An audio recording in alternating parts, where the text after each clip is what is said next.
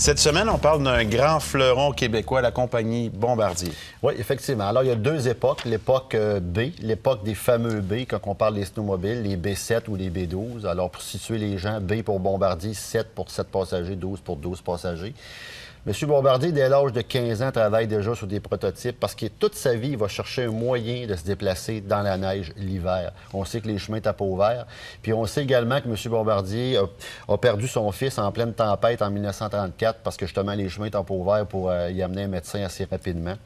Après, on arrive avec l'époque de la motoneige moderne. La motoneige moderne, mais également qui veut dire loisir. Donc, celle qu'on connaît aujourd'hui, c'est M. Bombardier. On lui doit vraiment ça. De 59 à 60, il invente ce qu'on appelle le fameux skidoo. Moteur 2 temps, transmission à courroie centrifuge, la chenille en caoutchouc, la suspension avec les bogies, etc. C'est beaucoup d'innovation, là. Ben oui, même en 64, la compagnie Polaris reprenait beaucoup de les inventions de M. Bombardier à ce moment-là. En 65, M. Laurent Baudouin, il arrive dans les bureaux. Il avait pris le contrôle suite au décès de M. Bombardier à l'âge de 56 ans. Il arrive avec un esquisse d'un modèle avec un phare rétractable, puis la couleur était bleue.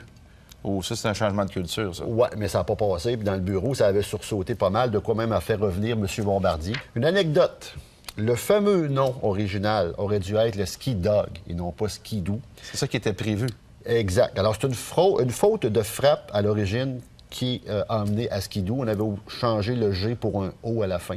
Une rumeur qui circule, Éric, c'est le fameux jaune de Bombardier. Semble-t-il que M. Bombardier, à l'époque, aurait acheté le surplus de peinture de la ville de Valcourt pour peindre ses motoneiges en couleur jaune, tout simplement. Ils ont tombé sur la bonne couleur, finalement. Oui, effectivement. Donc, moi, j'invite les gens à aller visiter le site Internet du RCMAQ, qui est le regroupement des collections de motoneige antiques du Québec, et voir également leur activité à venir, parce qu'il y en a beaucoup d'activités d'exposition pendant toute la période hivernale. Donc, il y a moyen de voir ces motoneiges-là qui sont offertes au grand public. On peut les voir. Il y en a plein. Il y en a plein. On en avait deux, il y en a beaucoup plus que ça. Merci beaucoup, Mario, pour la belle saison. On a encore appris plein de choses. C'était super pertinent et intéressant. Bravo. Merci beaucoup.